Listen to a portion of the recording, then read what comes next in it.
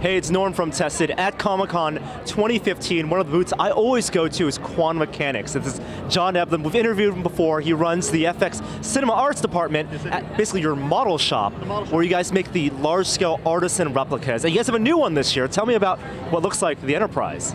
What we got here is we've got the Enterprise from the original series, and I look at our artisan piece as the idealized version of what the Enterprise would look like today if they had the time, the technology, the budget to make a high detailed filming miniature.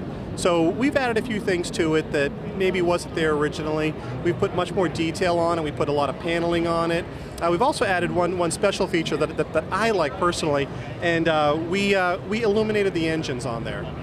It's an option that wasn't seen on the television show, but when you look at the NX-01 Enterprise, when you look at the refit Enterprise, you know, they all had illuminated engines, you know, that were illuminated in blue, so I think that she should have them as well. But we left it as an off-on option. If you don't want it, you don't have to have it, but if you do want it, it's there. Now, at Quantum Mechanics, you guys have made so many different spaceships in the past. You are basically equipped with people who worked in Hollywood, making miniatures and keeping that art alive. You guys even made spaceships for the Star Trek Into Darkness film on the desk of the Admiral. Now, what type of technologies, what's the fabrication process like, and the design process like for building this, essentially, you know, the fictional studio scale? Well, it starts with, you know, with what ship that we're doing. Then it comes down to, you know, what detail is going to be required, and then what tool does it take us to get there. A lot of times it's just simple line drawing, you know, to get the textures on there. But we do use we use 3D modeling. We use rapid prototyping. We'll take the rapid prototypes and we'll cast them. We use a high grade epoxy fiberglass for the hulls, something that gives us that lightweight strength to it. We put a lot of steel on the inside of the starships. Most of them aren't built for gravity. Gravity is not a friend to any of these ships, so we have to put an extensive steel armature on the inside that keeps them rigid, that's going to keep them looking the way that they're supposed to look for as long as possible.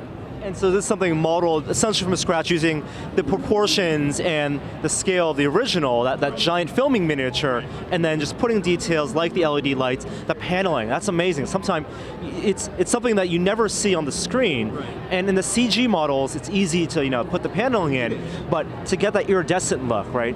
Well, on this ship, she's not iridescent, she's more of a matte color, but we took the base color of what the Enterprise is, and we took that color and we changed it subtly to be a little bit lighter and a little bit darker, so she's got the same base, but the paneling gives it more of a shadowing.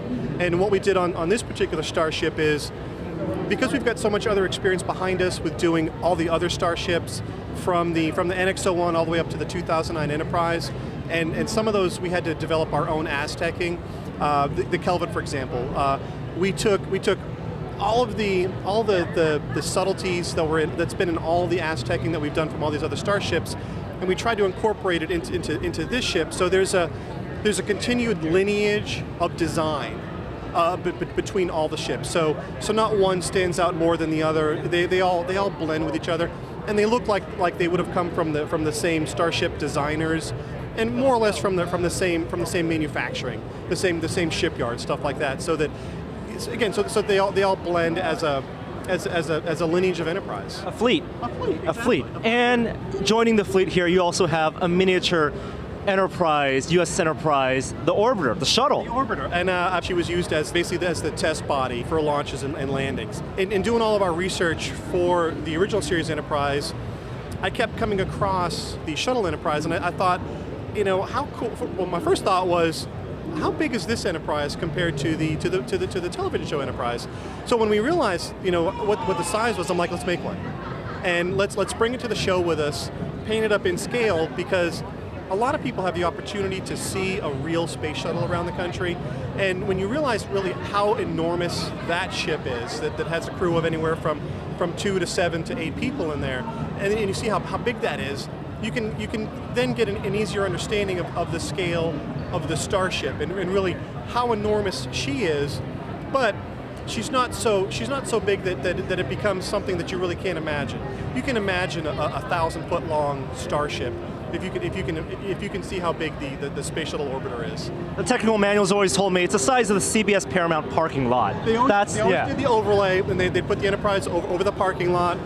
Sometimes they'll put it in comparison with the carrier USS Enterprise, and it's such an interesting thing to really understand really what the size differences are, and it's not something again that you just can't imagine something that's that big. It's an attainable size. So, you know, the two of them together are beautiful, I think. And that's the magic of special effects, practical effects, building model miniatures. Thank you, John, for sharing with us this new model, which you guys it's a prototype here, but it's going to be on sale sometime in the future? She's going to be available very, very soon. And you know, next year's the 50th anniversary of this beautiful lady. So so you know, keep your eyes open in the next couple of weeks to months, and she can be yours. I want it to be mine. Thank you so much, John. Thank you. I appreciate it. I appreciate it a lot. Thank you. See you next time.